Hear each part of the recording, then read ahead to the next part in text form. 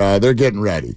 We'll get the baritone in here. Nice. And talk it out, man. What's actually, like, honestly, we're going to talk about this, but before we even go down the road too much, my biggest question is going to be, what is actually even possible?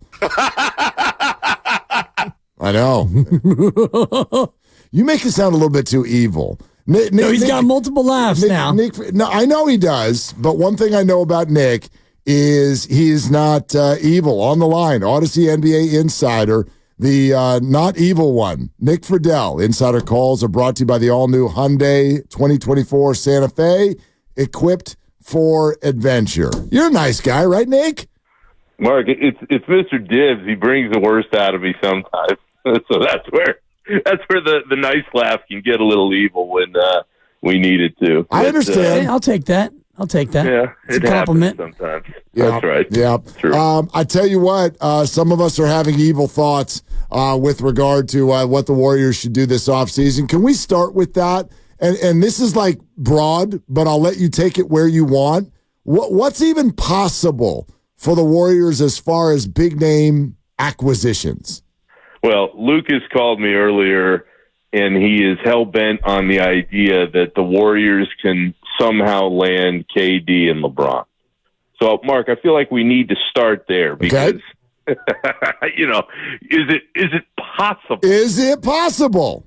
Is it possible? I mean, I think the possibility out of the two of those guys would be Kevin. I think that one is more plausible than LeBron because, one, I don't see LeBron leaving LA. I saw all the pomp and circumstance of that press conference last night. Oh, I'm not answering it. Okay, cool. LeBron at this stage of his career wants to be in Los Angeles, wants to do stuff that is not just basketball. I don't think he's turning down $50 million or whatever it would be to re-up with the Lakers. That would really, really surprise me if he's not still in Los Angeles going forward, at least in the next year. With Kevin, I mean, he's got 2 years left in Phoenix.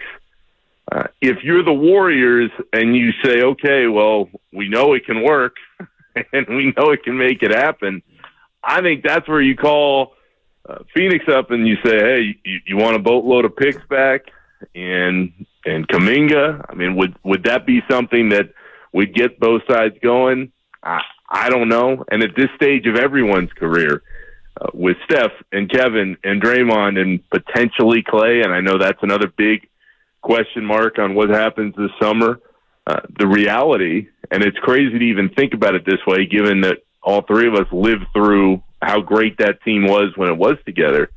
I mean, guys, you really have to question, even if the Warriors got Kevin back in this scenario, are they good enough as currently constructed with the pieces they'd have to give up?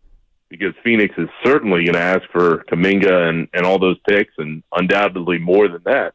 Are they good enough to win? I mean, is that team at this stage better than Denver?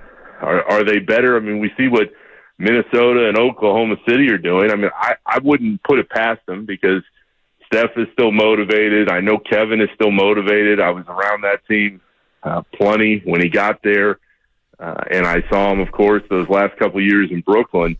Draymond, when he's on the floor, wants to still win another ring.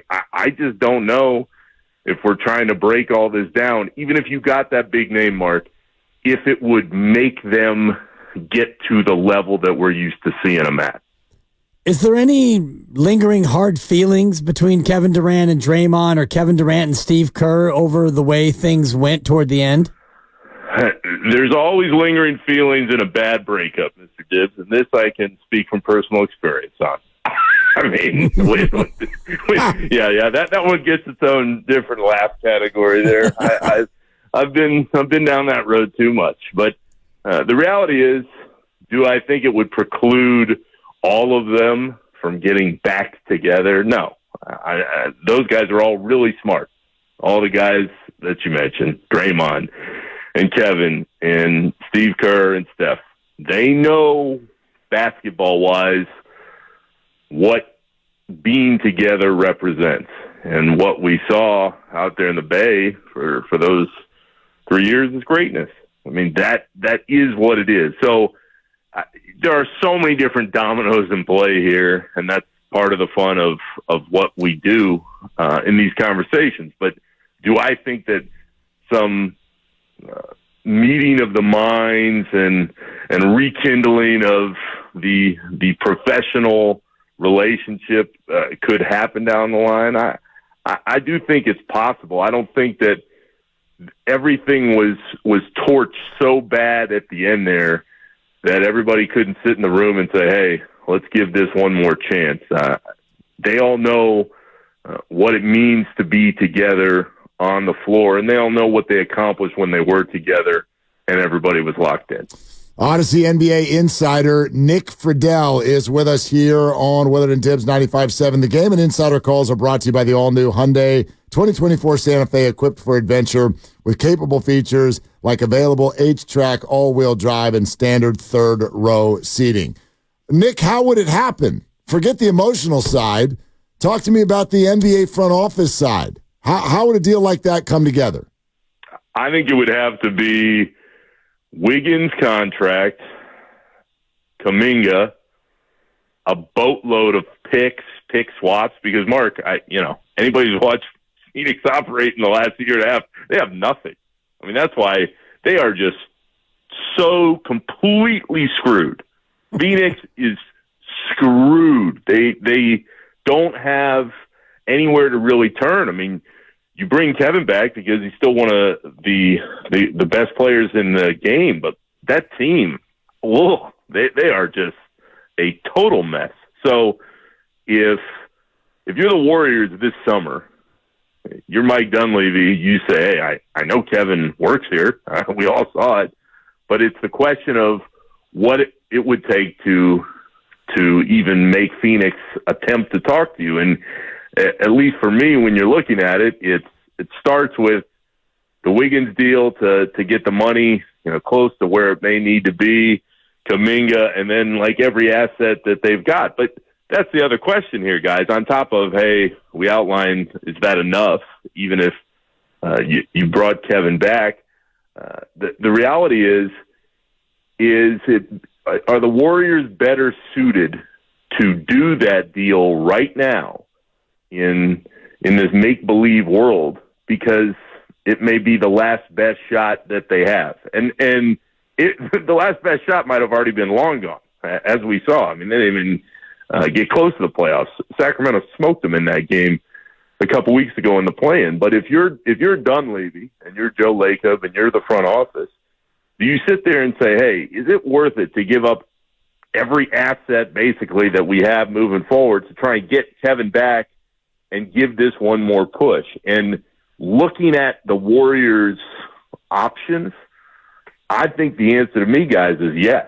Like, if you're Mike Dunleavy and you're looking at the possibilities here, I don't see a way with Steph and Draymond, and again, who knows what's going to happen with Clay, but I don't see a way that you keep Steph and Draymond and you can legitimately say, yeah, we're close to a title. And let me be very clear. I don't even know if you get Kevin back at this point if you have enough. My point is, with Steph at the level that he's at still, with Draymond when he's on the floor and focused, he's still an unbelievable, especially defensive player.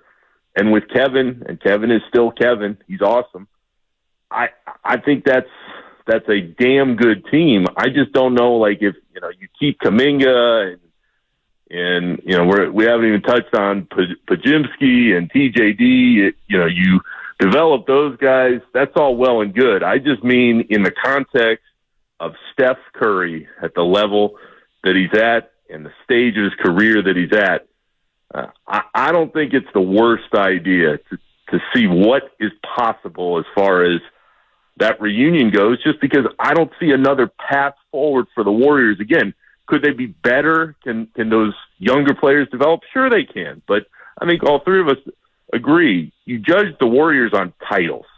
You don't judge the Warriors on getting to the second round. Oh, man, that's great. They really improved.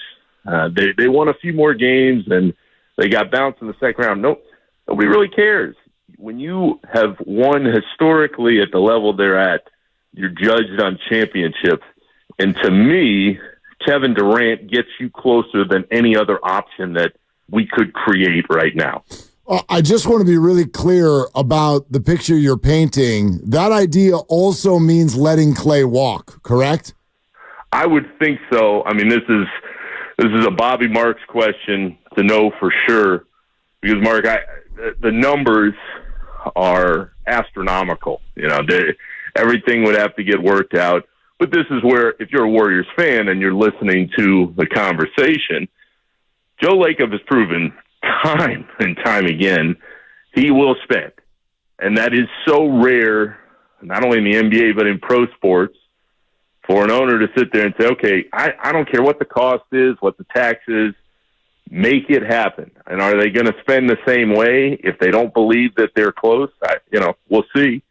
But whatever it may be, I would think, unless you can get Clay back on a deal I'm sure he wouldn't want to take, I would think you're moving forward again in this scenario with Steph as your main money guy, Draymond with the big deal he's on, and then trying to reacquire Kevin.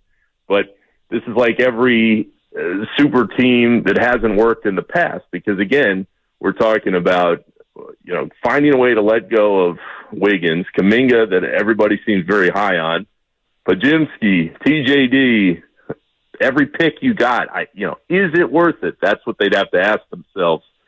And we may find out an answer to that over the course of the summer here.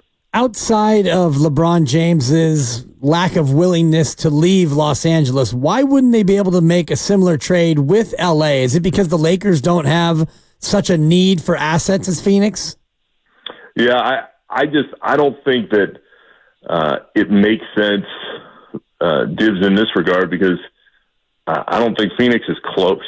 I think if you're LeBron and you're looking at the scenarios, and let's take LA and Phoenix, you're comfortable in LA, you like living out there, you see what's gone on with the Suns.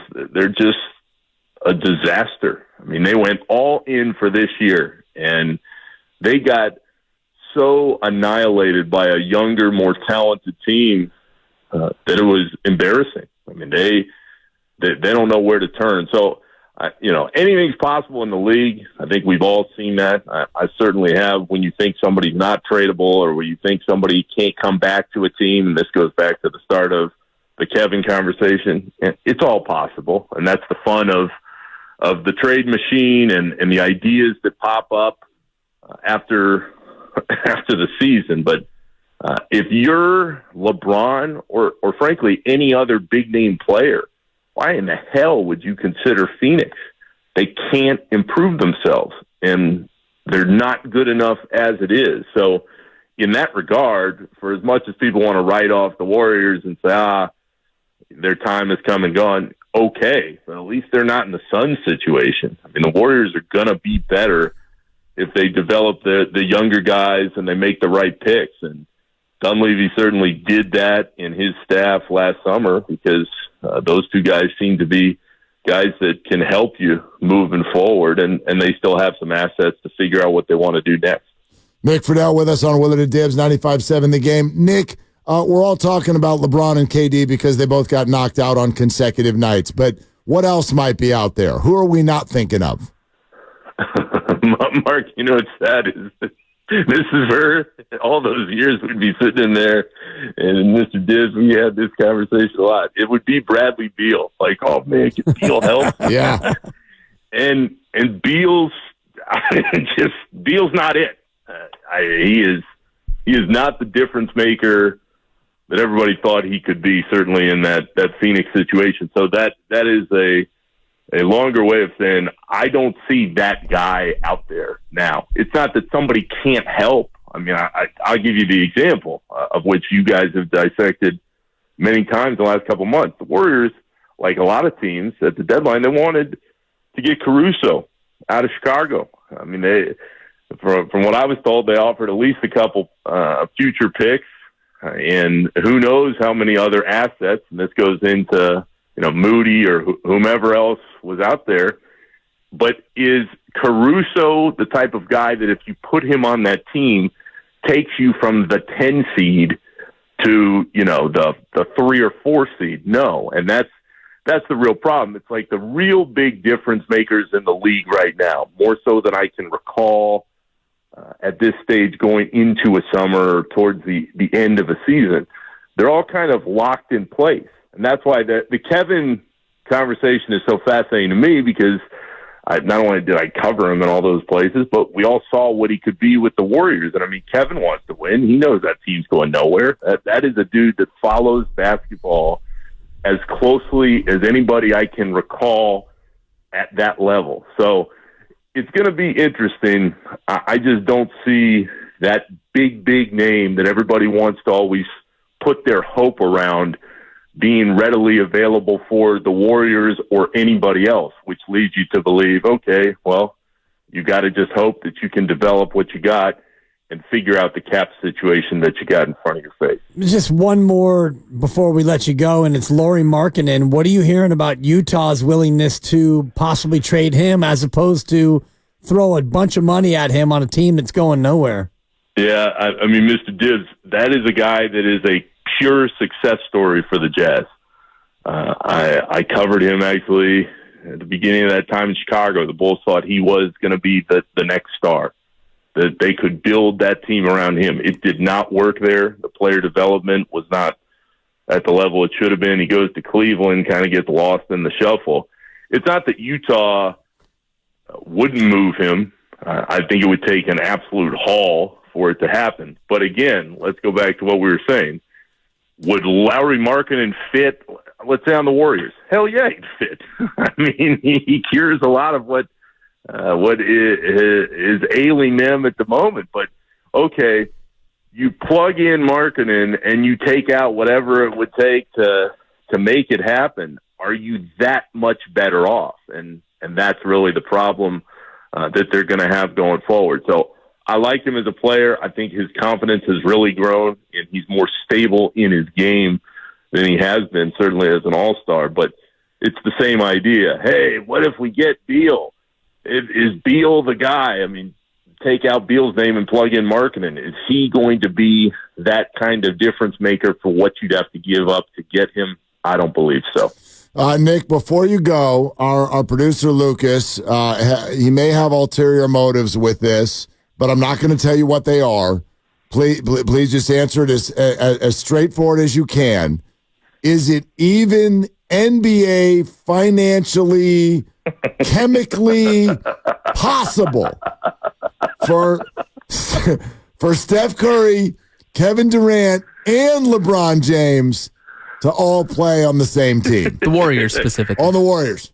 Thank you. Yeah, Mark. I mean, Lucas with ulterior motives is just, of course. Is just Lucas. It just means it's Tuesday. Yeah, go ahead. Yeah, exactly. It's the day that ends in Y. Is it possible? Yeah, I guess it's possible. Steph on the Mega Max, you acquire Kevin in some kind of deal, and you say to LeBron, hey, LeBron, I got a super team for you. Here's the vet minimum. Come to San Francisco. You'll learn some more tricks of the trade from Joey Lightyears, and it'll be a party out here with Kevin and Steph at the end of your career. Is it possible? Sure. Do I believe in any scenario that it's going to happen? Absolutely not. Okay, there it is. Nick Friedell says that yes, the Warriors are efforting Steph Curry, Kevin Durant, and LeBron James in 4 months. We look forward to that. And, we thank you for coming on, buddy. Guys, I miss you, and it's great to hear you, and I'll talk to you soon. All right, We're going to do it again soon. Cousin Nick. There it is. That was Audacy NBA insider Nick Friedell. Insider calls are brought to you by the all-new Hyundai 2025